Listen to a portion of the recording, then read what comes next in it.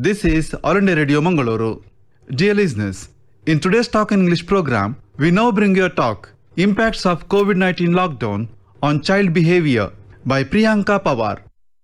One scorching afternoon, one of those days when you just want to hide yourself from sun, wait it out until it sets. I was talking to one of my friends, deciding on location for our next weekend getaway with kids, somewhere cool and away from city. And then came the news of lockdown.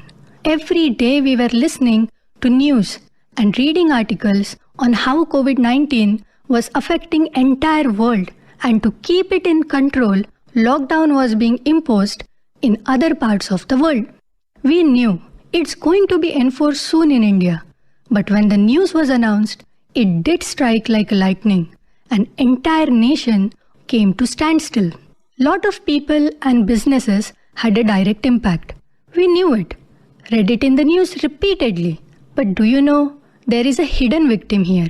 Any guesses? Yes, you are right. It's children. Have you thought, if this has affected adults to such an extent, what impact it might have left on these tiny humans? A crisis like this pandemic in our community increases the chance of a child developing anxiety, depression, behavior problems, substance use disorders, and suicidal thoughts. It was challenging for every single individual, but it has made an everlasting impact on minds of little children. As a parent, it was a tricky task to explain what a pandemic means to my child. Coronavirus, COVID-19, lockdown, quarantine, social distancing, and sanitizing was all new, not only to children, but to adults as well. So we decided to make our 6-year-old daughter sit and explained her these terms in a way that her little mind could comprehend. How a highly contagious disease was going around, and in order to keep ourselves safe, we must follow certain guidelines. We cannot visit anyone or any place and must stay inside our homes. This discussion went on for a few minutes. We got lots of curious questions from her, and we answered them patiently. She looked convinced. We thought, okay, she got what we were trying to explain. Few days went by. She kept herself busy with books and toys. But when we, as working parents, got busy, she came back and asked, Mama, can I go down to park and play? When can I meet my grandparents? Can I go to my friend's home? Can I invite my friend to our home? Can we go to the beach? Her questions did not seem to end, and the answer to all these questions was a big no. I still remember the look of disappointment on the tiny little face. Well, that is when it struck us. This is not going to be easy. This was not just the case of my daughter, it was same with all the children around world. Questions might differ, but stress and anxiety would have been similar. This unprecedented pandemic has tested each human being on this planet. Majority of our kids were so happy to know that their schools will be closed. There will be no homework, no classwork, and they could play all day long with their friends. But this wasn't the case. Slowly, online school started. So did the homework and classwork. But the time which they spent with their dearest friends and played together was robbed. For children, this includes their parents, grandparents, friends, and family. But during these times, meeting loved ones is not as easy as it was before. Especially during lockdown, all the means of transport were stopped. So as an alternative, virtual meets were being used. This seemed like a good idea as everyone was speaking to friends and family regularly. Children who miss their friends so much were delighted to see them over video calls. In a way, this helped them to cope during these difficult times to an extent. Not many children keep the gadgets down after a video call. They want to see some videos or play games. Since they sit in a corner, some parents do not say no and let them sit for hours together. Some parents keep asking the gadget back after a few time intervals. But child doesn't respond.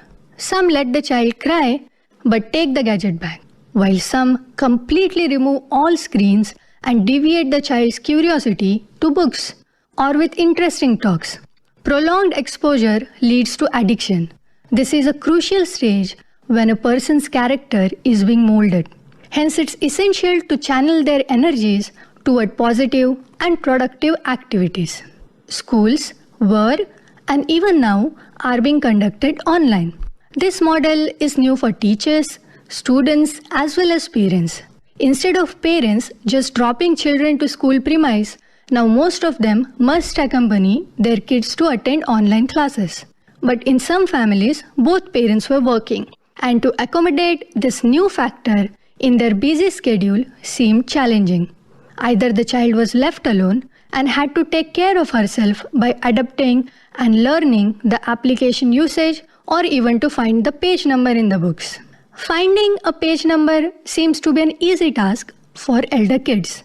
But a grade 1 kid who has just learnt double and triple digit numbers, it gets tricky. Some of them can find while some cannot. And those who could not get help get scared. They do not know what to do. So they reach out to someone in home for help. If the problem is solved by one of the caregivers, then they are fine. However, if there is no one or elders are busy with their own work, then those kids feel embarrassed and sad. Constant thoughts run in their mind. Why is my classmate getting help? How is she doing this on her own? Why am I not able to do it? Why is no one helping me? Why doesn't teacher pay attention to me when I need more help than others? For such a little kid to feel all these emotions can lead to emotional outburst, or some just go silent and have a vacant look on face. Their confidence is hampered and they are in dire need of help. Generally, when children start asking questions, most of the adults answer few, and then they either tell them to go and play, study, or watch TV or some screen. This ensures that child sits at one place for a longer time and does not disturb the adult.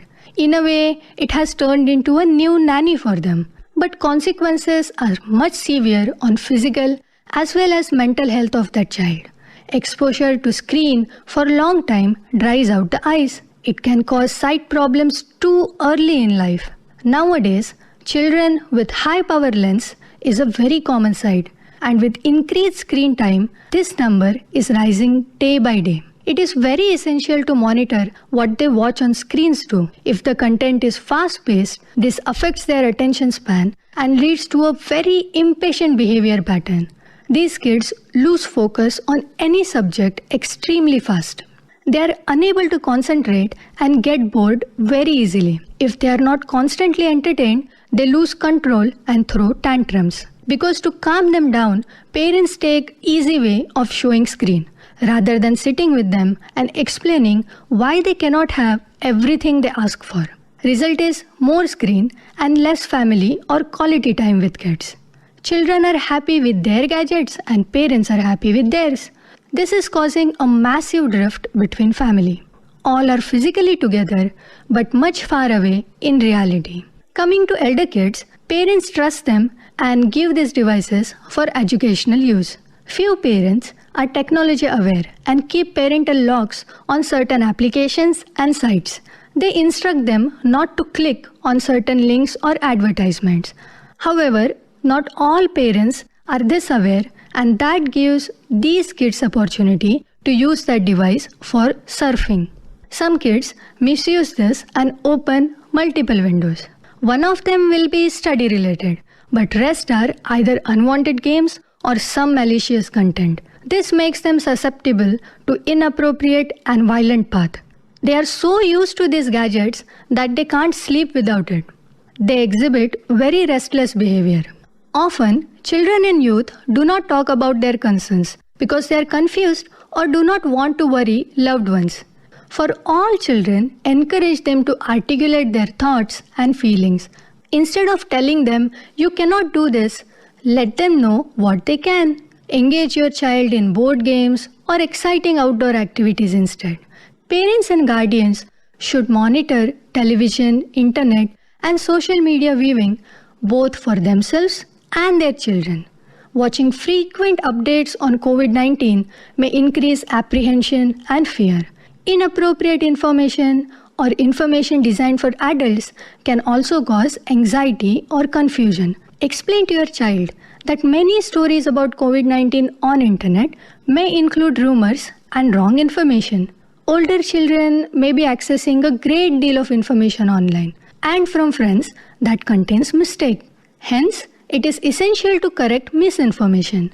Children always feel empowered if they can control some aspects of their life. A sense of control reduces fear. Children often imagine situations worse than reality. Therefore, presenting appropriate facts can reduce fears. Think about an infant born during lockdown. Since birth, mother has been with him 24/7. Due to COVID-19, her maternity leave was extended.